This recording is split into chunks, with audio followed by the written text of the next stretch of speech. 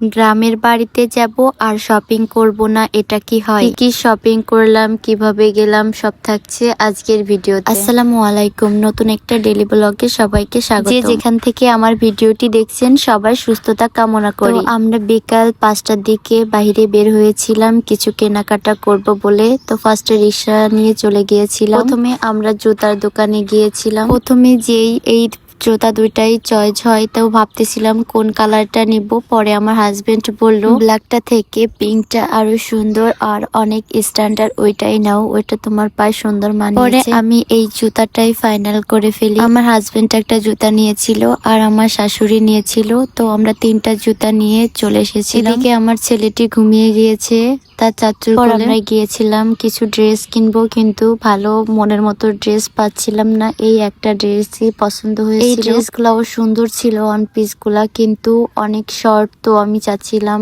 Long এর ভিতরে কিছু। তারপর দেখুন আমার ছেলেটা পকেটে হাত দিয়ে কে স্টাইলের সাথে হাঁটতেছিল। তারপর কি আর করার, ওই একটা হলুদ ড্রেসই নিয়ে চলে এসেছিলাম। তারপর ভাবলাম একটা বোরকা নিয়ে যাই, যেহেতু ড্রেস নিয়ে বোরকা দেখতেছিলাম। এই বোরকাগুলা অনেক সফট আর সুন্দর ছিল, কিন্তু আমার কাছে কেমন যেন মুরব্বি লাগতেছিল, কিন্তু আমার হাজবেন্ডের অনেক পছন্দ হয়েছিল। তারপর আমার শাশুড়ি একটা হেজাব নিয়েছিল। আমি চাচ্ছিলাম আবায়ার ভিতরে কিছু নিতে, তো পরে বললাম ওনাকে আবায়া টাইপের কিছু দেখান। পরে উনি আবায়া দেখতেছিল। আমি এই বোরকাটা নিয়েছিলাম। আমার বোরকাটা ছিল দোপাট্টা কোটি সিস্টেমের, আর তারপরেও কিছু দেখতেছিলাম। এই বোরকাটাও অনেক ভালো ছিল, কিন্তু আমার মনে হচ্ছিল এগুলা কমন, অনেকেই এগুলা পরে, আমার কমন জিনিস তেমন পড়তে ভালো লাগে না। তারপরে একটু ট্রায়াল দিয়ে দেখতেছিলাম কেমন লাগে, ভালোই ছিল, কিন্তু আমি এটা নিয়েছিলাম। এটা ছিল পরের দিন সকালে ঘুম থেকে উঠে দেখি অনেক বাহিরে কুয়াশা। আমাদের গাড়ি আসার কথা ছিল